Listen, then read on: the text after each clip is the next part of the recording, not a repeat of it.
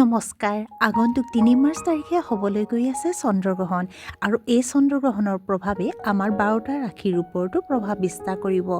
আহক আজি এই ভিডিঅ'টোৰ মাধ্যমেৰে জানি লওক কোন ৰাশিৰ ওপৰত এই চন্দ্ৰগ্ৰহণে কেনেধৰণে প্ৰভাৱ পেলাব, লগতে এই চন্দ্ৰগ্ৰহণৰ ফলত কোন কোন ৰাশি উপকৃত হ'ব আৰু কোন কোন ৰাশিৰ বাবে কিবা বেয়া আহিব লগা আছে।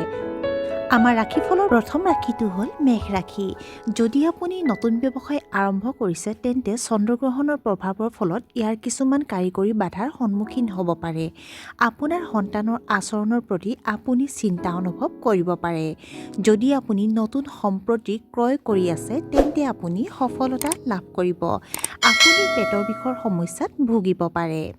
বৃষ ৰাশিৰ ওপৰত চন্দ্ৰগ্ৰহণৰ প্ৰভাৱ আপোনাৰ মাতৃৰ স্বাস্থ্যৰ চিন্তাৰ কাৰণ হ'ব পাৰে। ব্যৱসায়ত আপুনি শুভ ফলাফল লাভ কৰিব। বিশেষকৈ কৃষি কামত সাৱধান হওক। গুৰুত্বপূৰ্ণ কামৰ দায়িত্ব নিজেই লওক। মিথুন ৰাশিৰ ওপৰত চন্দ্ৰগ্ৰহণৰ প্ৰভাৱ হৈছে যে চন্দ্ৰগ্ৰহণৰ প্ৰভাৱৰ বাবে কেইবাটাও বাকী থকা কামৰ পুনৰ আৰম্ভ হ'ব পাৰে। আপুনি ধৰ্মীয় কাম কাজৰ প্ৰতি আগ্ৰহী হ'ব। কৰ্মক্ষেত্ৰত উচ্চ পদবী লাভৰ সম্ভাৱনা আছে। সৰু ভাই ভনীৰ যত্ন লোৱা উচিত। চন্দ্ৰগ্ৰহণৰ প্ৰভাৱত কৰ্কট ৰাশিৰ জাতক জাতিকাসকলৰ আৰ্থিক বাধাই দেখা দিব। আৰ্থিক বাধাৰ বাবে আপোনাৰ কামত বিলম্ব হোৱাৰ সম্ভাৱনা আছে। পৰিয়ালৰ সদস্যৰ প্ৰয়োজনীয়তাৰ প্ৰতি গুৰুত্ব দিয়ক। কৰ্মক্ষেত্ৰত বিবাদ সম্ভৱপৰ হৈ উঠিব। কঠোৰ শব্দৰ ব্যৱহাৰ কৰাটো এৰাই চলিব লাগে। অৱশ্যে ব্যৱসায়িক আয় বৃদ্ধি হোৱাৰ সম্ভাৱনা আছে। সিংহ ৰাশিৰ ওপৰত চন্দ্ৰগ্ৰহণৰ প্ৰভাৱ আপোনাৰ নিজৰ ৰাশিত চন্দ্ৰগ্ৰহণ সংঘটিত হৈছে, গতিকে গুৰুত্বপূৰ্ণ সিদ্ধান্ত লোৱাৰ সময়ত ভুল হ'ব পাৰে। চিন্তাত অস্থিৰতা পৰিহাৰ কৰক। ভাল মানুহৰ সংগত থাকক। জীৱনসংগীৰ সৈতে আন্তৰিক সম্পৰ্ক বজাই ৰাখক। কন্যা ৰাশিৰ ওপৰত চন্দ্ৰগ্ৰহণৰ প্ৰভাৱ আপুনি হয়তো দীঘলীয়া যাত্ৰা হাতত ল'ব লাগিব। আপোনাৰ কঠোৰ পৰিশ্ৰমৰ বাবে উপযুক্ত ফলাফলৰ অভাৱত মানসিক অশান্তিৰ সৃষ্টি হ'ব পাৰে। আপোনাৰ বৈবাহিক সম্পৰ্কত পৰ্যাপ্ত সময় নিদিয়াৰ ফলত সংঘাতৰ সৃষ্টি হ'ব পাৰে। পৰ্যাপ্ত টোপনি নিশ্চিত কৰক। ঔষধৰ খৰচ বাঢ়িব পাৰে। তুলা ৰাশিৰ ওপৰত চন্দ্ৰগ্ৰহণৰ প্ৰভাৱ কৰ্মক্ষেত্ৰত পদোন্নতি পাব পাৰে।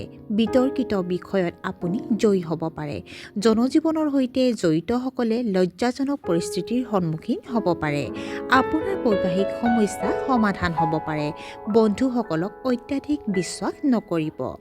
বৃশ্চিক ৰাশিৰ ওপৰত চন্দ্ৰগ্ৰহণৰ প্ৰভাৱ কৰ্মক্ষেত্ৰত আপুনি কেইবাটাও কাৰিকৰী সমস্যাৰ সন্মুখীন হ'ব পাৰে। অৱশ্যে সেইবোৰ বুদ্ধিমান ৰূপে চম্ভালিব। পিতৃৰ পৰামৰ্শক অৱজ্ঞা নকৰিব। আপুনি পূৰ্বপুৰুষৰ ব্যৱসায়িক বিষয়ত পৰিৱৰ্তন কৰিব পাৰে। ধনু ৰাশিৰ ওপৰত চন্দ্ৰগ্ৰহণৰ প্ৰভাৱ আপোনাৰ পৰামৰ্শই আনক বহুতো উপকৃত কৰিব। উচ্চ আদৰ্শ আৰু আধ্যাত্মিক চিন্তাৰ প্ৰভাৱ বাঢ়িব পাৰে। অৱশ্যে আপুনি ধৰ্মীয় চিন্তাৰ প্ৰভাৱত থাকিব পাৰে। ভ্ৰমণৰ লগত জড়িত অসুবিধা বাঢ়িব পাৰে। চন্দ্ৰগ্ৰহণৰ প্ৰভাৱ মকৰ ৰাশিৰ ওপৰত চন্দ্ৰগ্ৰহণৰ ফলত আপোনাৰ ৰাশিৰ পৰা অষ্টম স্থানত প্ৰভাৱ পৰিব।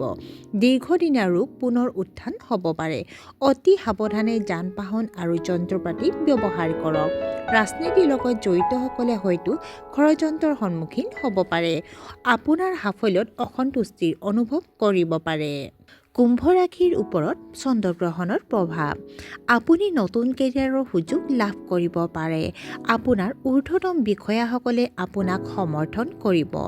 আপোনাৰ বৈবাহিক সম্পৰ্কত সামান্য উত্থান পতন হ'ব পাৰে। আপোনাৰ জীৱনসংগীৰ লগত আপোনাৰ মতবিৰোধ হ'ব পাৰে।